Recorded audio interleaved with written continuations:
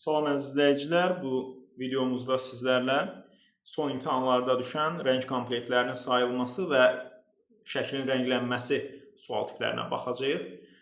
İlk növbədə bu mənim öz subyektiv fikrimdir. Bildirim ki, bu tip sualların elektron qaydada verilən imtahanlarda, yəni elektron daşıyıcıda verilən imtahanlarda düşməsi normal deyil. Yəni normal qarşılamıram. Nəyə görə? Çünki rənglərlə bağlı olan bir məsələ əslində çətin suallar deyil. Bundan qat-qat çətin suallar ola bilər ki, tələbə onu kağız daşıyıcıya rahatlıqla qeyd eləyər, həll eləyər, cavabını da tapa bilər. Amma burada məsələ sualın çətinliyi deyil. Burada məsələ biz monitorun üzərində heç bir şey edə bilmədiyimizə görə, ümumiyyətlə imtahan verdiyimiz proqramda deyək də, monitorda deməyək.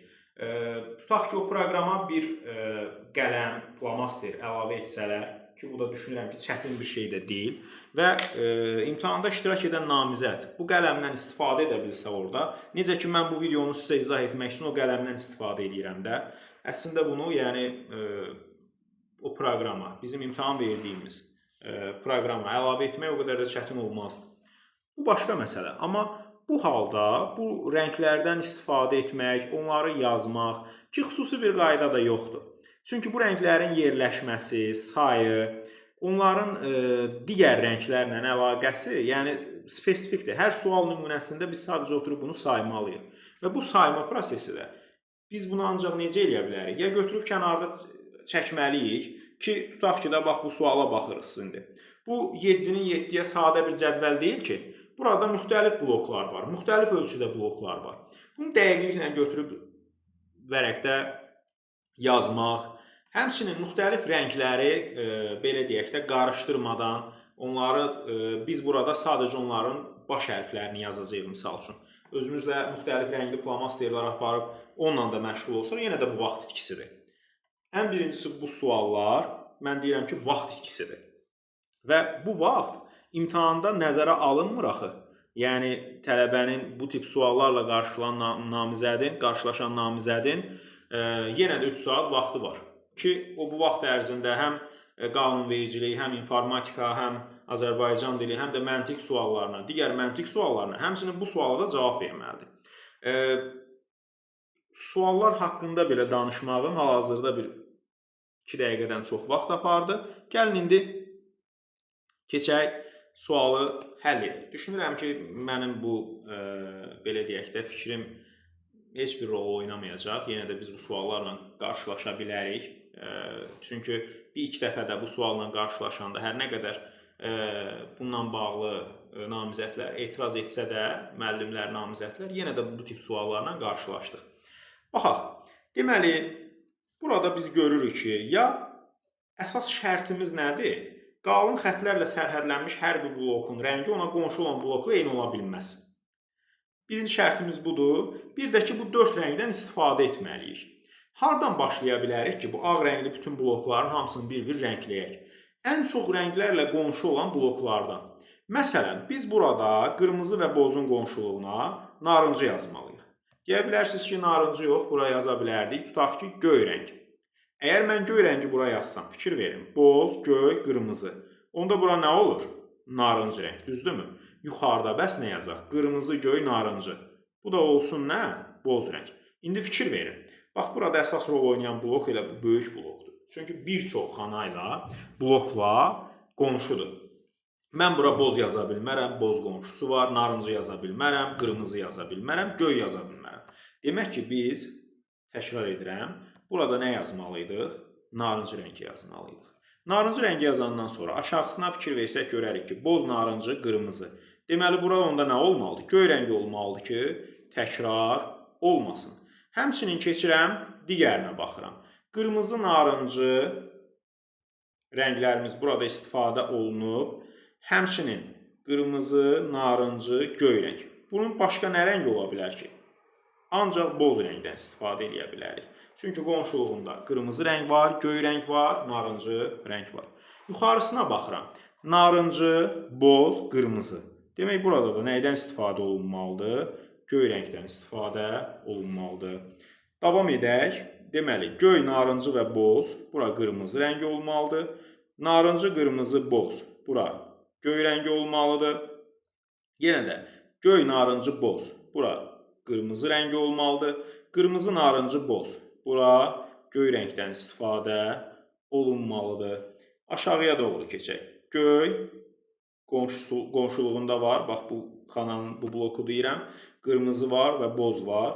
Narıncı olmalıdır. Narıncı, qırmızı, göy. Bu artıq boz olmalıdır. Yenə də boz, narıncı, boz, göy, qırmızı, bu narıncı olmalıdır. Qaldı burada bu sağ tərəfdəki hissə. Fikir verirsinizsə, əgər burada nə var? Boz və mavi rəng. Bu mavi rəng həm yuxarıdakına, həm qarşısındakına qonşudur. Və bu qonşu olduğu bu blokunda həmçinin 2 dənə yenə də qonşusu var. Qonşu olduğu rənglər var.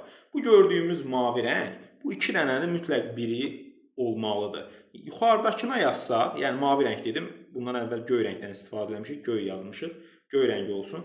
Bura göy rəng yazmalıyıqsa, göy, boz, narıncı. Bura nə olur onda? Qırmızı. Qırmızı, boz, göy. Bura olur narıncı rəng. Narıncı, göy, boz. Bura olur qırmızı rəng. İndi görək bizə sualda nə deyir? Şəkil tamamilə rəngləndikdən sonra sahələri eyni olan rəngləri seçin. Seçək. Başlayaq birinci göy rəngi sayaq, tutaq ki. Görək bunun sahəsi nə qədərdir? 2 xama buradadır. 3, 4, 5, 6, 7, 8. Bu da 3, 11. Bu da 2, 13. Bu da 1, 14 çıxdı. Nəsə yanlışlıq olsa, əksiklik olsa təkrar baxarıq. Keçək indi, tutaq ki, narıncı rəngi. Narıncı rəng nə qədərdir? Deməli, 2, 3 burada, yenə də 3 burada, 6. Yuxarıya qalxıram, 8, 9, 10 saydıq hələ ki, yazaq, eybi yox. Sonra baxıram burada qırmızı rəngə. Qırmızı rəng nədir? 3 xana burada, 3 xana burada, 3 xana burada. 9, 10, 11, bax bu 12, bu 13, bu da 14. Aha, 2 dənə 14 çıxdı. Boz rəngə də baxsaq, deməli burada 1, 2, 3, 4, 5, 6, 7, 8, 9, 10 dənə boz rəngi oldu. Bu da 1 də deyəsən, oldu 11. 11 dənə də boz rəng. Deməli, sahələri eyni olan rənglər hansı oldu? Qırmızı və göy rənglər. Göy, qırmızı. Keçək növbətisinə, eyni tipdə yenə də sualdır. Yenə də burada elə bir blokdan başlayaq ki, o daha çox rənglə qonşu olsun. Məsələn, bax bu bloku görürsünüz, bu blok həm narıncı ilə, həm bozla, həm də göylə qonşudur. Deməli, onda bura nə yazırıq? Qırmızı yazırıq. Yazdıq bura qırmızı. Bir neçə hissədə yazım ki, sayanda da qarışdırmayaq. Qırmızı rəngi yazdıq. İndi bu xanaya fikir verək. Fikir verin, burada göy, narıncı, qırmızı var. Deməli, bu onda nə oldu? Boz oldu. Bunun sol tərəfində boz, qırmızı, göy var. Bura nə oldu? Narıncı. Davam eləyək. Boz, narıncı, göy. Bura qırmızı rəngi oldu. Qırmızı, narıncı, göy. Bura boz rəngi oldu. Davam etsək. Narıncı, boz, göy. Bura qırmızı rəngi oldu.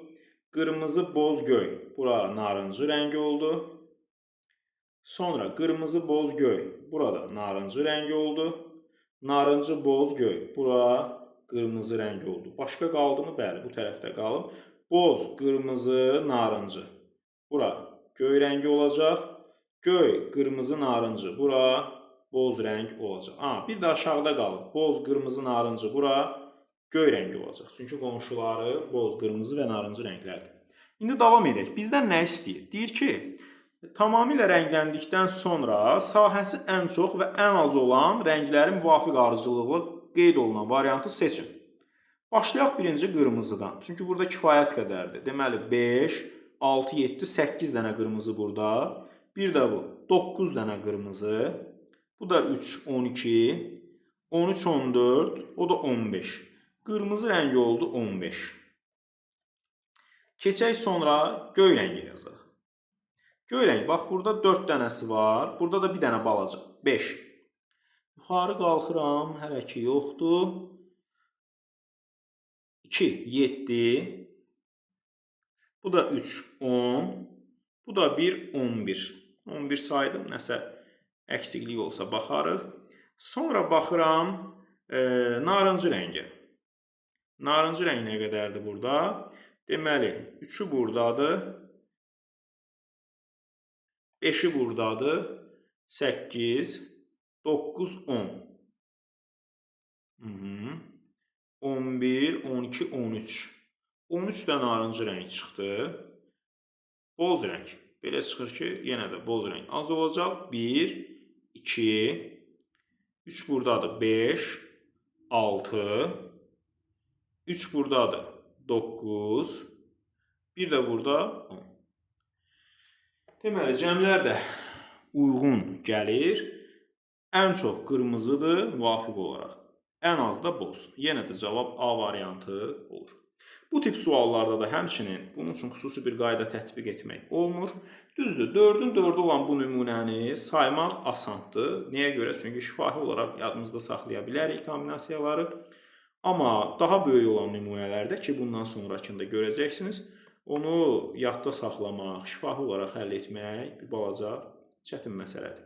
Keçək indi sualımıza baxaq, görək nə deyir? Deyir, boz xanalarda başlayır. İstənilən istiqamətdə üfüqi və şaqili olaraq. Xanadan xanaya keçərək, ardıcıl olaraq qırmızı, qara, narıncı və boz xanalardan ibarət mümkün 5 xanalı komplektlərin sayını müəyyən edin. Deməli, bozdan başladıq. Qırmızı, qara, narıncı, boza qayıtdıq. Deməli, baxaq. Bu bozdan başlasaq, ən yuxarıdakı bozdur. Qırmızı, qara, narıncı, boz. 1. Qırmızı, qara, narıncı, boz. 2. Qırmızı, qara, narıncı, boz. 3. Davam edək. Deməli,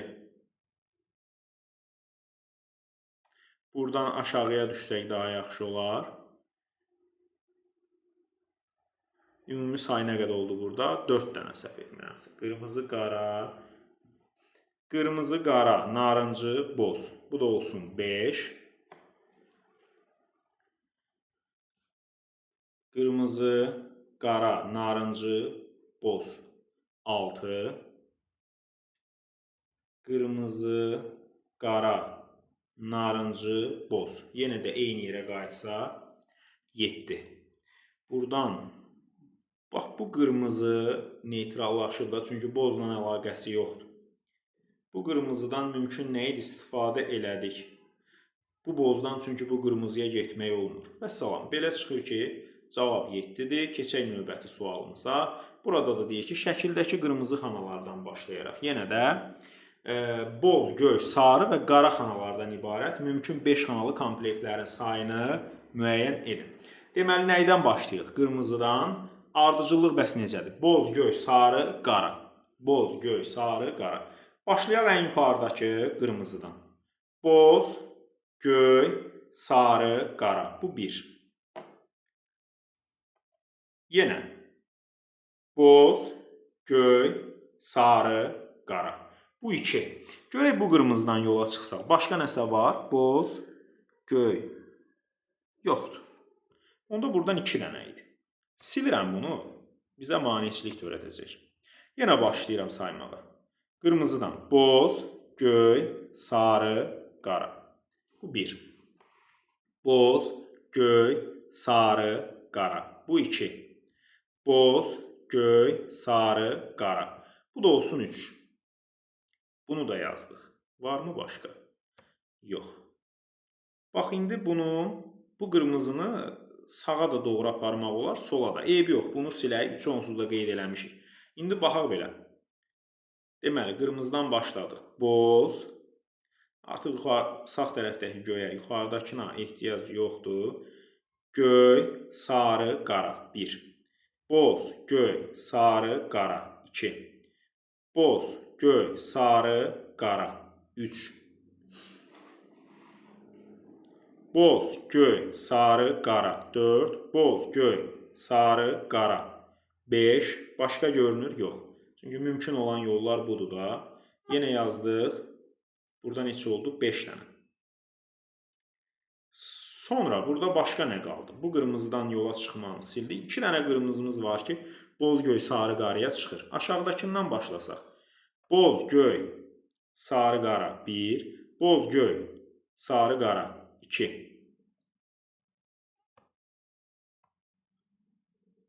Bundan başladıq. Boz, göy, sarı, qara, yəni eyni kombinasiyalar. Boz, göy, sarı, qara. Bu da oldu 2. Bir də bunun bu biri tərəfini çəkək də. Boz, göy, sarı, qara. Boz, göy, sarı, qara. Yenə də 2. Toplasaq bunları 8, o da 8. Cəm eləyir nə? 16. Belə, əziz izləyicilər, ümid edirəm ki, video izah sizin üçün faydalı olacaq. Diqqətiniz üçün təşəkkür edirəm.